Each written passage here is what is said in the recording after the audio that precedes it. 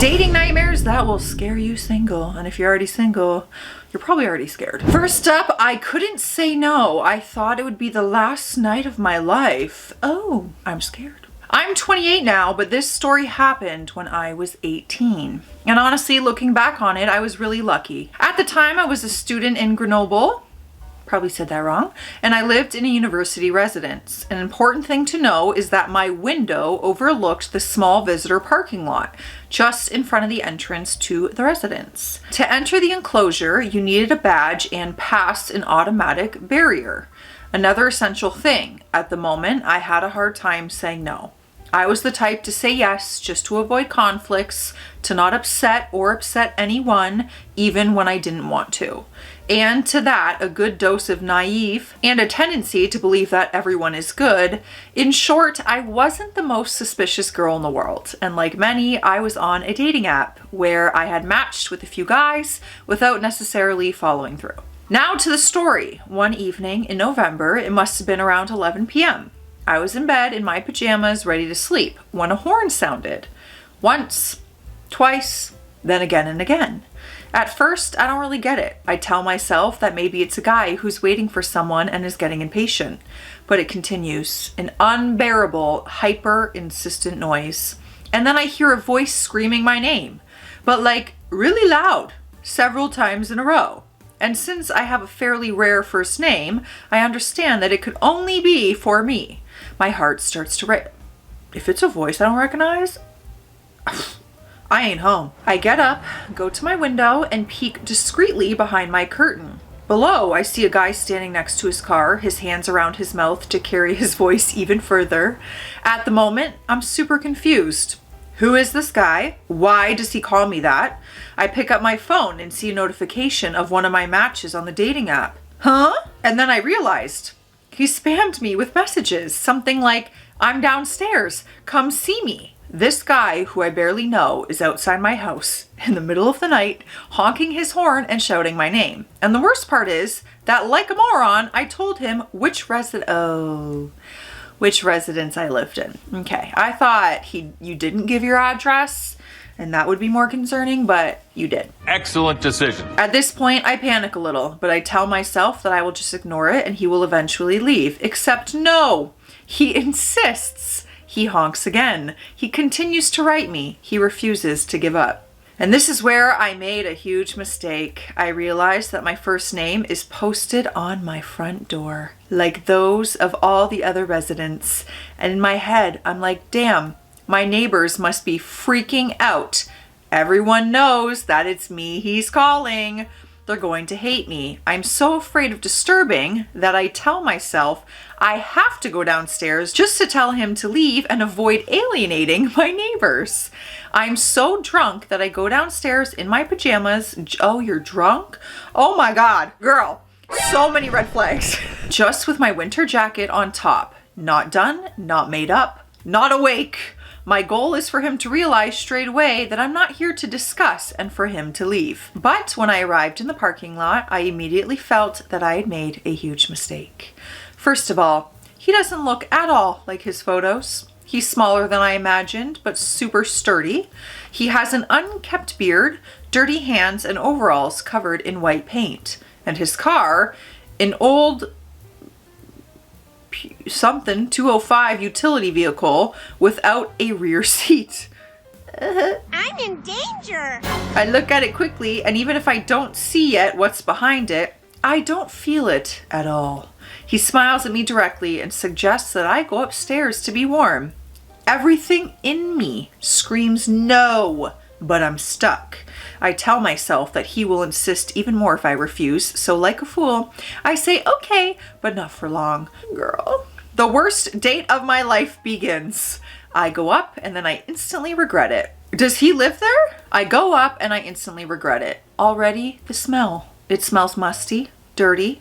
I look around me and I see empty water bottles crushed on the ground, cake wraps everywhere. It's filthy.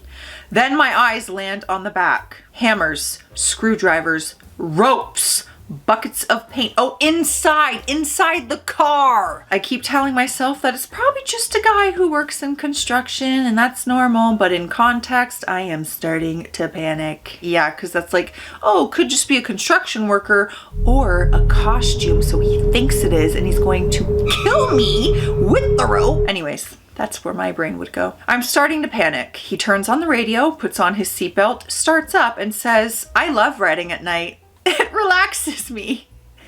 I am frozen. He suggests taking a tour of the neighborhood, and I don't know why my body is giving up on me. I let him do it. At first, he drives around the residence, and I tell myself that it's okay, but after a while, he changes directions. Street lamps are becoming rarer than not at all. We are sinking into a zone where there is nothing left, and then I realize that we are in an industrial zone.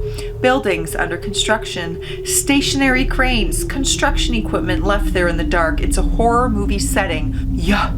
I start to hyperventilate. My brain throws the worst possible scenarios at me. He's going to kill me. He's going to cut me up with his tools. He's going to bury me under a concrete slab. No one will ever find me. I try to think quickly. I take my phone and send a discreet message to my best friend.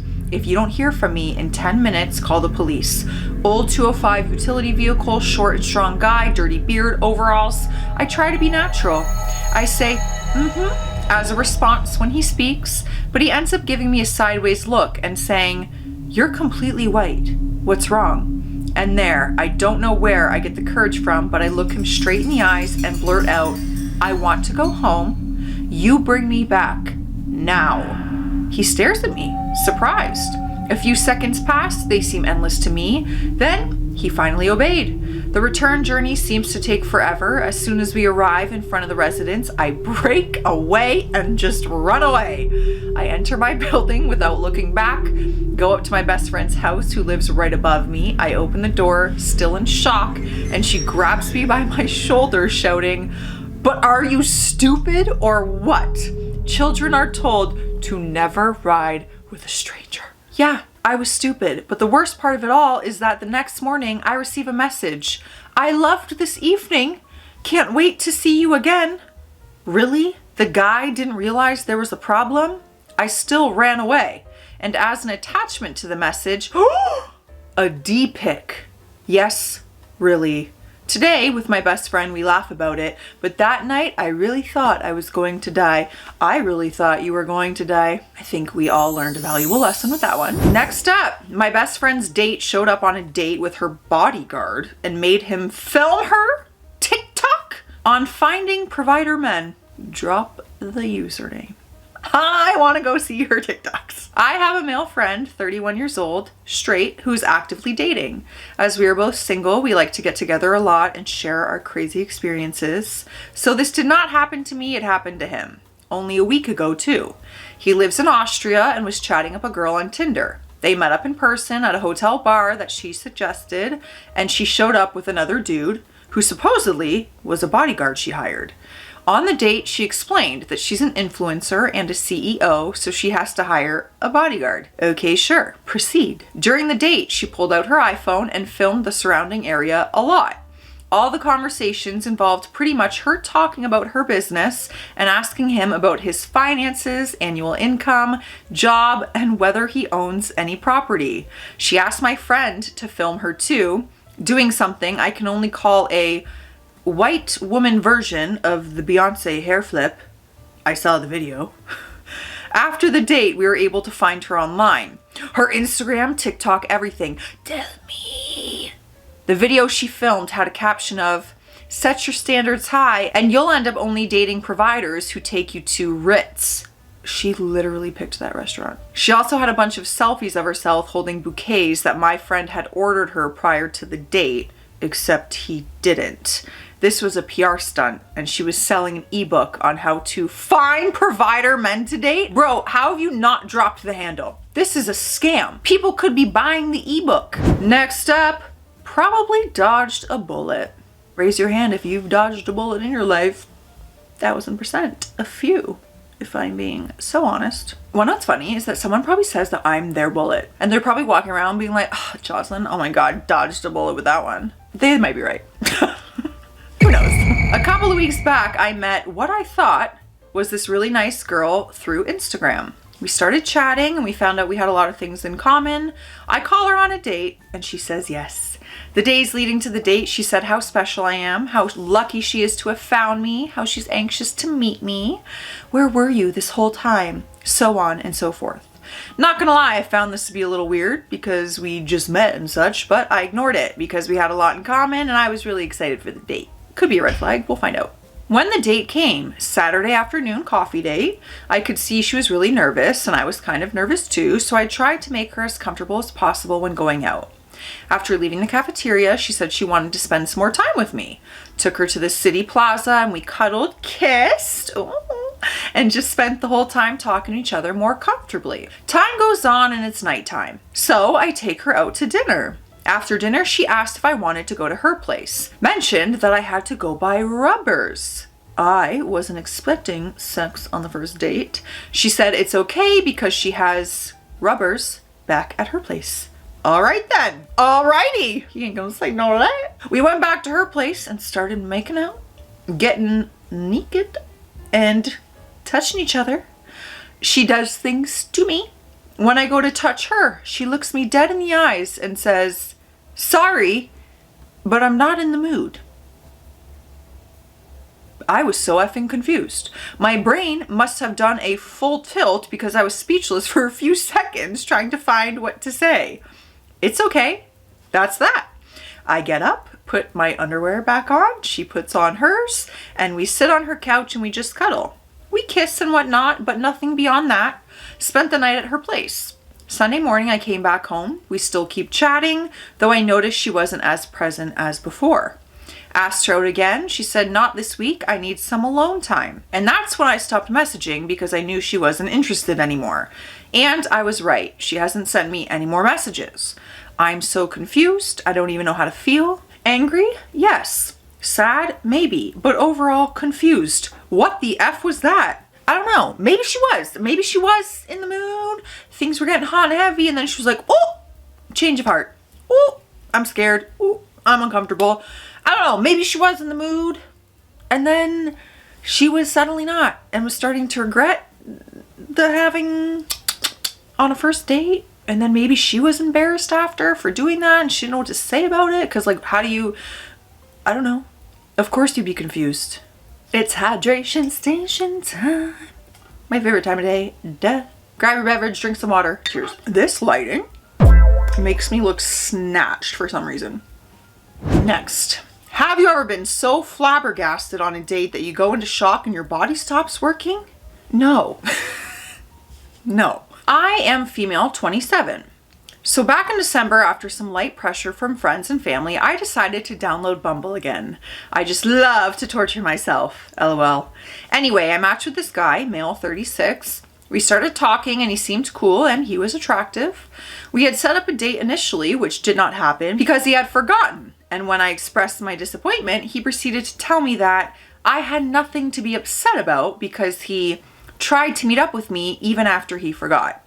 Mind you, he was having dinner with one of his friends when I had texted him to ask if he was still coming, and then he told me to wait for him and that he will let me know when he's done. Obviously, I was fuming because the audacity to not only forget the date, but then to put me on standby like some sort of escort had me all the way messed up. So I told him that he could get lost. Anyway, we unmatched from Bumble, and fast forward a month, it was my birthday, and I was on Facebook responding to birthday messages, and there was the same guy wishing me a happy birthday. I had completely forgotten that we were friends on Facebook. I'm not one to hold grudges, so I say thank you, and he then proceeded to comment on my story and say that he really would love another chance to meet me and blah blah blah. I initially was hesitant, but we spoke for another week, and he actually seemed like an okay guy.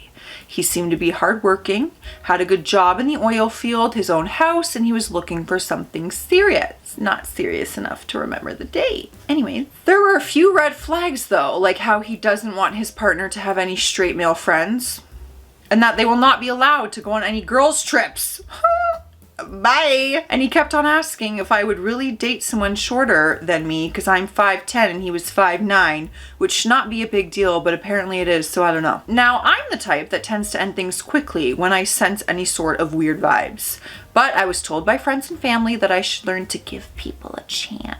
So against my better judgment, like a complete dumbass, I gave him another chance. Not with all those other comments and red flags. Like, girl, it ain't gonna work. You don't want me to go on girls' trips? There's no point in meeting. Goodbye. We set up another date. He had mentioned early in the week going to this one restaurant and getting to know each other more over some food and drinks.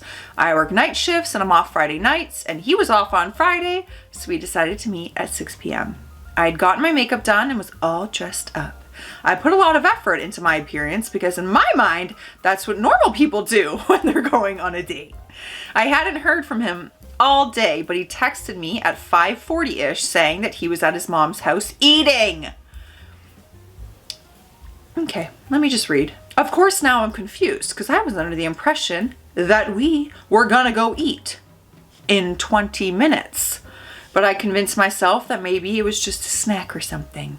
This man then texted me again and said that he was having his last beer and that he'll let me know when he's leaving his mom's house. At this point, every cell in my body is on fire and there's steam coming out of my ears, but I remained calm and said, let's see how bad this can get. Just for fun at that point. And boy, did it get worse. So at this point, I was like, hell with it. Let's just see what happens.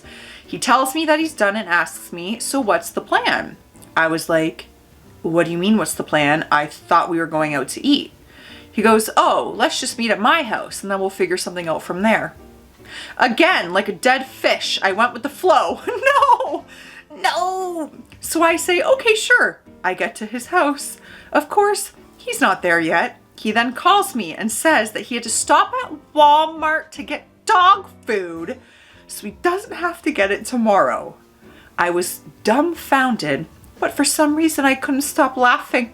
As I'm waiting, he texts and says, oh, just a heads up, I haven't showered yet. I was cracking up manically like the Joker because there's just no effing way. Oh my God, girl, if I could just be on that FaceTime with you all night, hell, I would have joined you in your car and just waited with you. He finally gets there and hands me one of those chocolate covered roses from Walmart and says, oh, this is for you for waiting for me. I'm like, okay. I felt nothing. He then asks if I want to come in and that he's just going to shower really quickly and then we can go. I sit there on this man's couch as his dog stares at me like the dumb bitch that I am while he showers. He comes out of the shower dressed in a wife beater and shorts. He looks at me and says, you know, I kind of just prefer to stay and chill at home mostly. And plus, I think most places are closed right now. It was a Friday night at 8 p.m. Nothing was closed. I told him that it would be nice to go out and that I hadn't eaten all day. He then tells me that even if we do go out, I was going to eat alone because he's done eating for the day. Goodbye. I will go eat alone. He then says that if I'm hungry later, we can go to Walmart and get a cauliflower pizza. Again, absolutely dumbfounded. So now here I am, all glammed up, sitting next to this man. His hair is wet and he's on his phone talking to multiple people, and I'm just too shocked to even muster a word. He then asks me if I want to play Jenga, and I just blinked at him, which I think he took as a yes because before I knew it, he was setting up Jenga. He then proceeds to talk about himself for the next 3 hours while I subtly go in and out of consciousness from exhaustion. At this point, he kept on urging me to drink since he noticed that I hadn't touched the beer he had handed me. Once I couldn't take it anymore and my survival instincts kicked in, I knocked over the Jenga and told him I had to go. He kept on saying it was too early and I just made a beeline for my car. I honestly don't know how I made it home in one piece, but I just want to say that I have made the conscious decision to live life and die alone. Oh my God, I feel like we would be great friends. I really do. And there's this one time I did go on a date way back when, like early 20s. It was the most awkward, uncomfortable date I've ever been on, and it was like that, and I pretty much just blacked out as well. It was so awkward. He was so kind, but my God. And I just toughed it out because he was just Very nice. I forget his name. Next up, first date from hell, insect trigger warning. Okay, I have a lot of concerns. Let's do it though. Went to a girl's house last night for a first date. She just started at my job. Definitely not my type and a bit older than me, but whatever. I just wanted to get laid. Thank you for your honesty. She seemed to be of the same mindset. Talked for a few days, then I went to her trailer last night. Oh my God, I could smell the ammonia from the cat piss as soon as I stepped out of the car. I was hoping they just dumped the litter box and went inside. Nope. The whole house smelled like fresh cat piss. It was intolerable. So I walked into the living room and set the pizza I brought. Oh my God, I just gagged. The thought of eating pizza with that smell, you would taste it. And that's when I noticed the German cockroaches everywhere. One word flashes in my head. Nope. I look at her and she's bent over cleaning up cat poo from the floor. Like, why would you invite anyone over to this crap? Why are you just now cleaning up animal feces when you knew I'd be coming over all day? My mind is racing at this point with excuses as to why I need to leave. Eventually, I settle on, hey, I forgot something in the car. I'll be right back. So I walk back outside, this time looking around more intently. The walls, floors, and furniture are teeming with tiny roaches. I get in my car and I speed off. I send a text basically saying, hey, I'm sorry, but I can't handle roaches. Also, I couldn't breathe. Have a good night. She messages back with, I'm in the process of getting rid of the bugs and I don't know what smell you're talking about. Oh my God, why do I feel bad? What? BS. First of all, you don't just get rid of an infestation like that. That's a whole process. And if you're at the point where you can't smell the cat piss anymore, then I feel very sorry for you and your 15-year-old son who has to live in that filth as well. Oh, this is sad. She asked if we could hang out elsewhere. I haven't given her an answer. It's not obvious. Now that I've seen how you live, I want literally nothing to do with you. When I got home, I immediately stripped and put all of my clothing into scalding hot water and soap, then sprayed down the inside of my car with cleaner. Traumatizing. I mean, listen, I get your reaction because I'd be worried about bed bugs, so many things. However, I feel bad. I don't know why. Should I feel bad? But I just feel bad when your house gets like that. I feel like there could be some mental health issues, you know. She's a mom, a single mom. It honestly makes me sad that she can't smell it, because that's when you're like, it's reached a point where you're just so used to the smell. Next up, probably couldn't have gone any worse. I had been friend zoned hard by a girl I'm really into, and I'm just here to rant and moan a little bit about it if that's okay. Yes, it's okay. I was friend zoned once. I had this really big crush on one of my guy friends. I forgot how old I was, like freaking 19, I don't know. And oh my God, I was so into him and I really thought he liked me back. He would flirt with me sometimes, this and that. No. He sent me a hard text that straight up said, no. Like, I very much just want to be your friend. I was devastated, but you know what? He did call me because I didn't answer the text because I was upset. He did call me later that night and he was very gentleman about it, but he also very much flirted with me. So like, whatever. He's married now. He really is. Anyways, so I've been into this girl called Heather for a couple of years now. We met through work and I've always had a thing for her. She was in a relationship though, and despite not being a fan of her boyfriend at all, I never made a move towards her despite thinking she liked me as well. Anyway, she eventually broke up with this guy and I made it pretty obvious to her that I liked her. She told me she liked me back but wanted to take things slow because she had to split up with her boyfriend, who she was with for a while, and I respected that. A couple of months of talking and flirting, she finally asked me to grab a couple of drinks together, and this was going to be the first time I saw her in person for a couple of years. I was super nervous, but obviously I agreed because I was crazy for her. This is literally me with that guy when I was 19. I'm a solid 7 or 8, but I'm honest and man enough to admit Heather was out of my league. I felt the same way about that dude. Guys, when I tell ya, he was like one of the hottest guys at our school. Whatever. We went to this pretty fun bar and there was a mini event going on, sort of like a battle of the bands. Wasn't my usual scene, but I thought I'd give it a blast because of her. The night was going good. Really good, actually. We shared a couple of laughs, had a few drinks together, and even fancied a couple of times. What does that mean? What does that mean? What is fancied? Does that mean kiss? It was going perfectly in my head until the later stages of the night. Me and Heather were waiting at the bar. We noticed one of the drummers from one of the bands who we were playing with, who we both really enjoyed.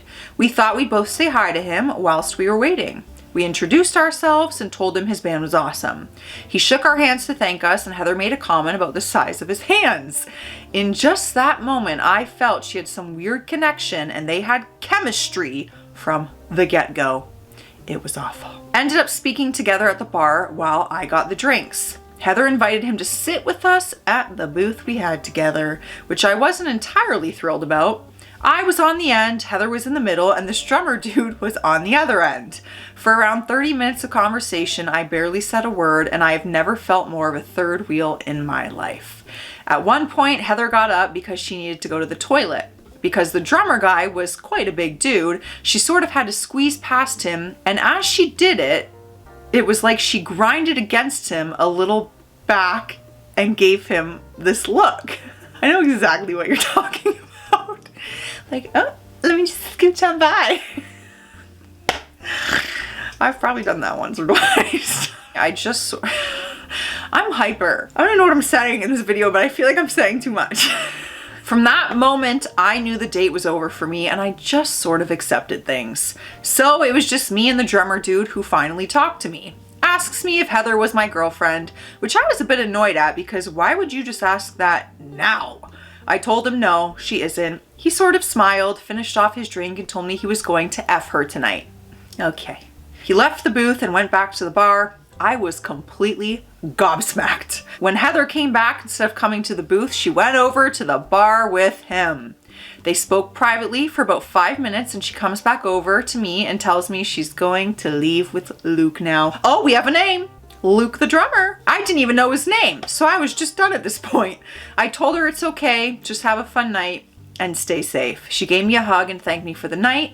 Luke didn't even bother to say bye or anything to me. I thought about having another drink, but I was just insanely deflated and I left. Didn't hear from Heather until 2 a.m. Of course, I was still awake. I couldn't sleep and was just thinking about how badly the night went. I won't get into much details here because quite frankly, I saw the point, but I will confirm she did sleep with Luke. You're right, it could not have gone any worse. What I don't like though, is you said she was like flirting with you, and if that's true, I don't like that. That's what happened to me. That's what happened to me. I'm telling you, this man straight up asked me to like slow dance one time at this bar that me and my friends were all at, and like we got close to like kiss. I just want to be friends. Anyways, clearly I still have not healed. I'm hyper. I can't be hyper. I'm gonna say way too much on here. Anyways, I'll see you in the comment section.